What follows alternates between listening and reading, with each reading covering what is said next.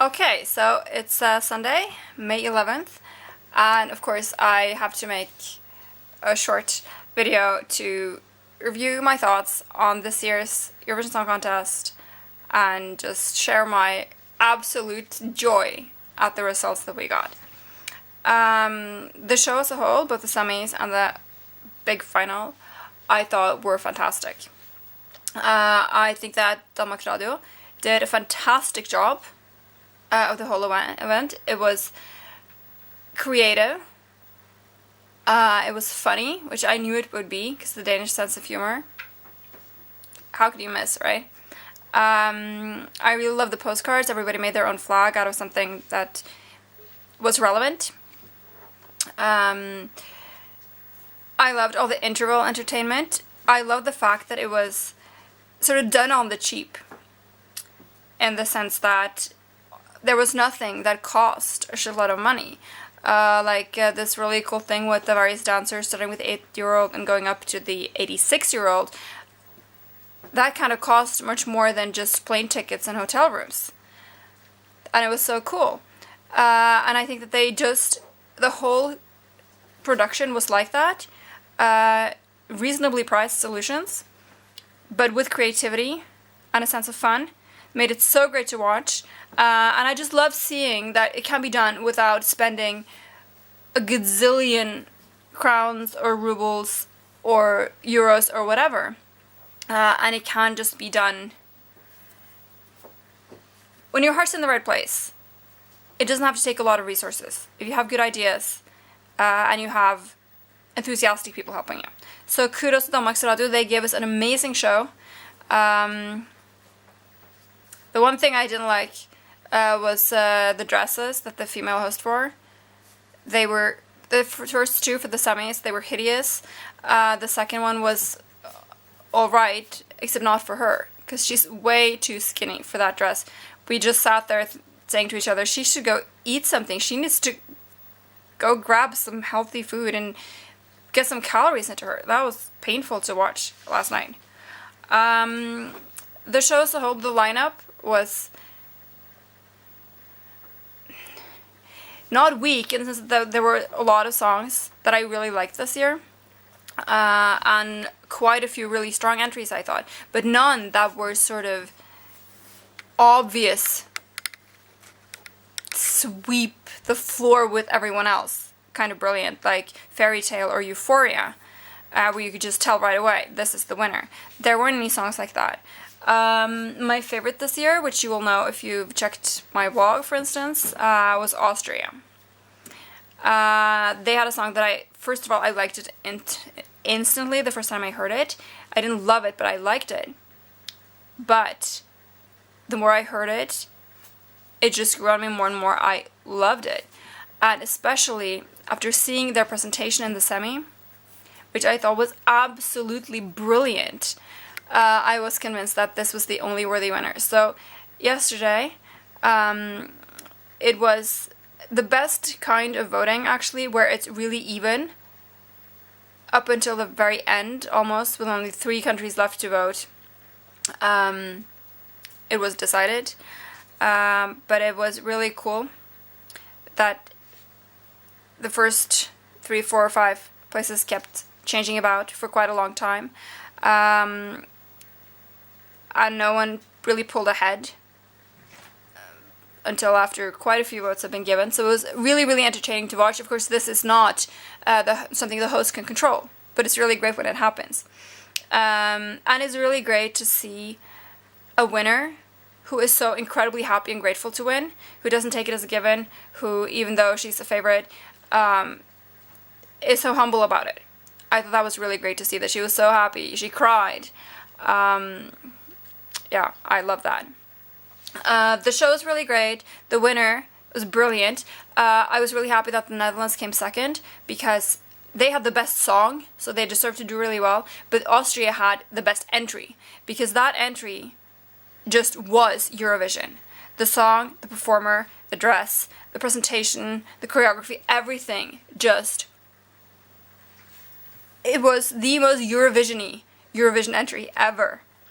And I had friends with me, one of them a Serbian guy, had only heard it, the studio version, before, and he wasn't convinced that we should be hoping to have Wiener Schnitzel next year. But when he was watching it, when she got up on, we had the show up on a big screen in my friend's living room, and when my Serbian friend saw it, he just sat there saying, "This is the winner. This is it. This has everything." And that's how it was. I think her performance was so strong in the semi, even better last night. And the whole presentation just came together so well that it would have been a scandal if any other song had won. But it's great that the best song, qua song, ended up doing that well, coming in second. That was really great too. Our entry came in 8th, which I think is respectable. I would have liked to have beaten the Swedes. I always like to beat the Swedes, but anywhere in the top 10 is perfectly alright. We want to do okay, we want to do well, but we don't want to win. Not for quite a few more years. So, yeah. Only thing, if we'd gotten up a little bit above the Swedes, that would have been great. If we could have switched places with them, I would have been very grateful. But we got through a few points from an awful lot of countries and ended up in 8th place, and I'm fine with that. I wasn't rooting for us anyway, even though we had a really good song this year. As for the reactions to the winner, I think that's really, really ridiculous. What's coming out of Russia now, that there are people saying this is the end of Europe. If this really were the end of Europe, then we wouldn't deserve any better. But you have to wonder, which are the most highly functioning societies? Are they the ones where minorities are repressed as much as possible and where we pretend that gay people, transsexual people, whatever, don't exist? Or are they the ones that are open and tolerant? Ask yourselves, which societies on a worldwide basis are the most successful? You know, the ones that oppress women or the ones that give us our rights alongside men? Just something to think about. And when people say that it's shocking and appalling that Austria they were allowed to send her, and it is, because who wants to see a girl with a beard? But the thing is, it's not a girl with a beard. This is not a freak in any sense of the word. This is a man with a beard. And I have to ask, what could be more normal than a man with a beard? Sure, he wears an evening gown and lipstick and a wig, but so fucking what? That is exactly what Tom Neuwirth, as Conchita Wurst, is trying to tell us. It doesn't matter what you wear, it doesn't matter how you look, it doesn't matter what color your skin is. It matters what you do, how you choose to act to influence the world. That's what's important. And I think it was an absolutely fantastic thing. That is the message that was sent out to Europe last night. The entry, if you look at Eurovision as a tiny little bubble, locked system, closed system, then this was clearly the moral winner. This was definitely the right song to win. Or I should say the right entry to win. But if you look at the bigger picture, I think it's very good for Europe that this song won. And I'm very proud of everyone who voted.